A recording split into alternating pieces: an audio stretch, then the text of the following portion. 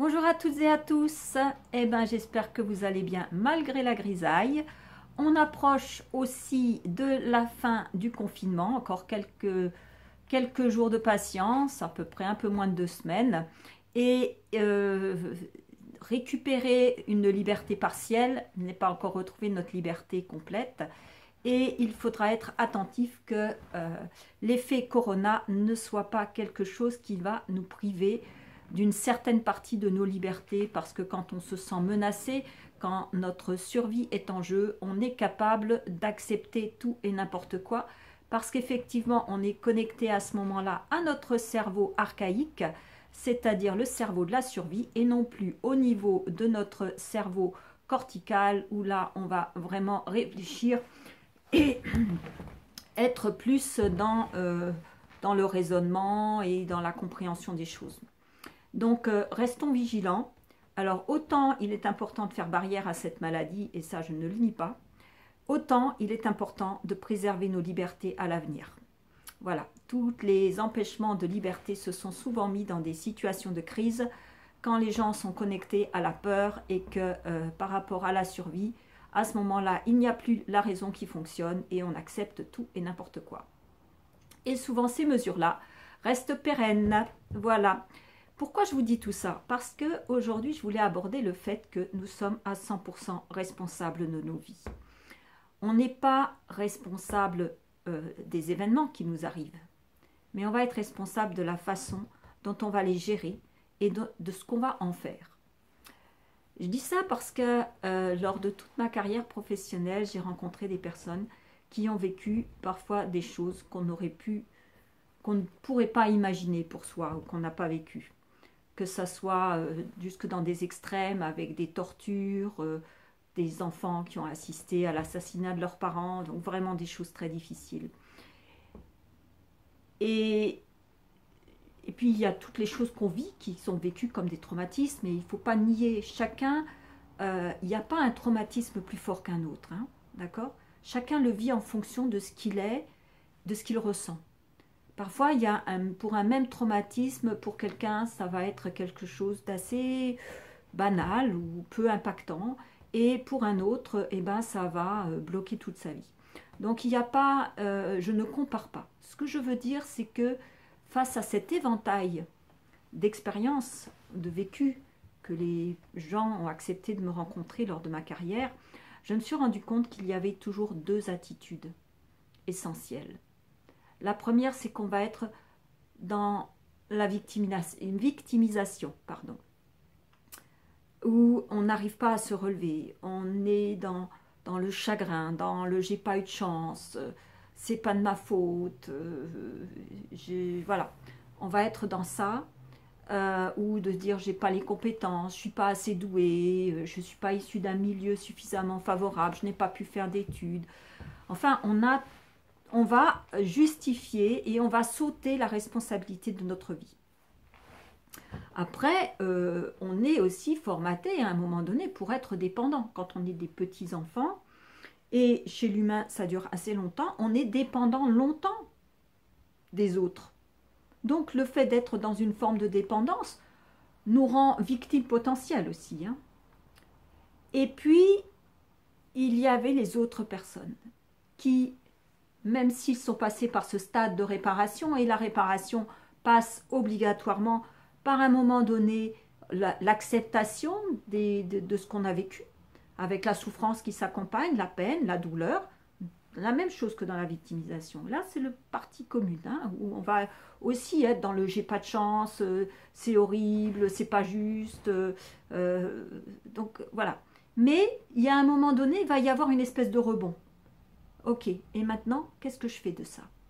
En fait, c'est comme si, quand on est dans la victimisation, on reste coincé, vous savez, sur la ligne, passé, présent, futur, on reste coincé dans le passé. On n'arrive plus, comme si on était coincé devant un mur immense, on n'arrive plus à passer au-dessus.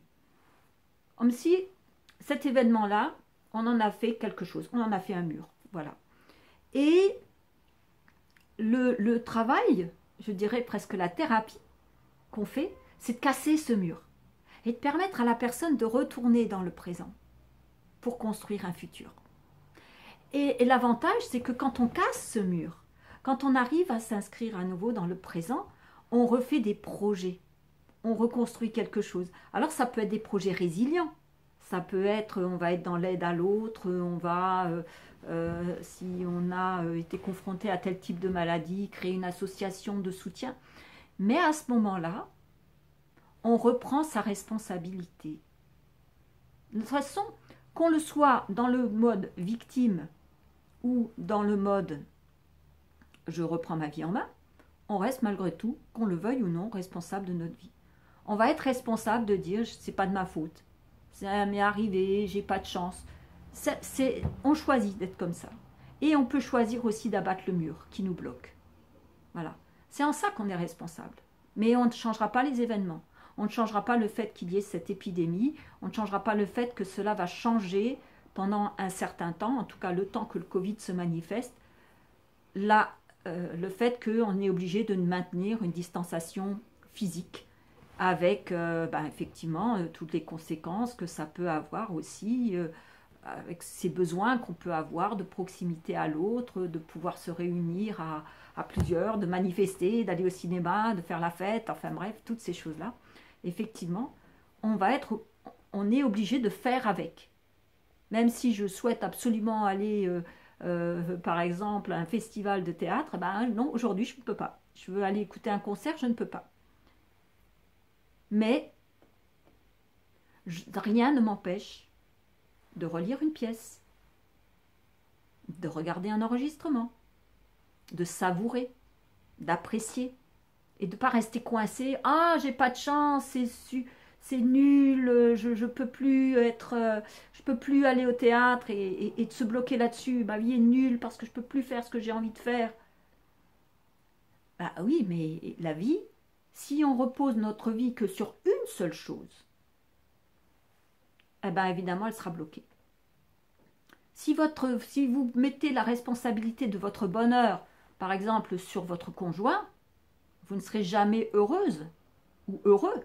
Parce que votre bonheur va dépendre d'un tiers. Et s'il s'en va, ou si vous aime plus, vous allez faire quoi? Mais si vous dites, mon bonheur ne dépend que de moi,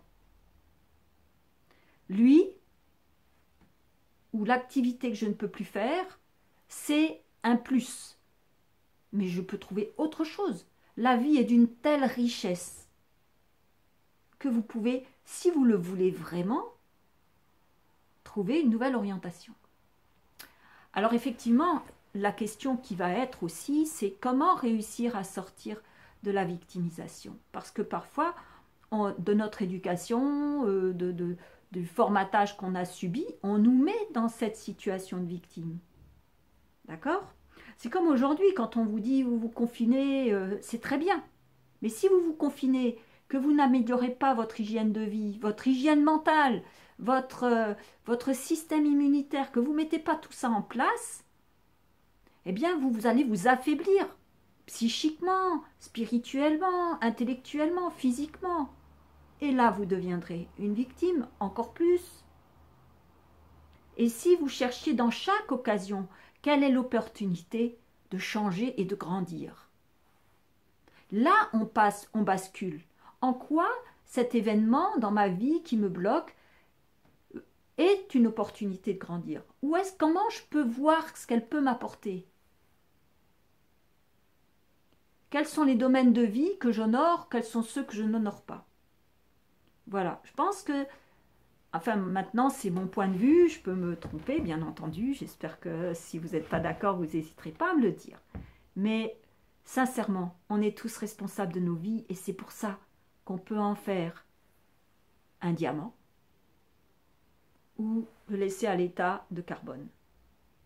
Mais ce travail, il vous incombe à vous. En fait, c'est ça. Sortir du côté de victime à créateur, eh bien, à un moment, c'est de se dire, je prends ma pioche ou je sais pas avec quoi on fait des diamants ou mon laser et je vais commencer à transformer ça.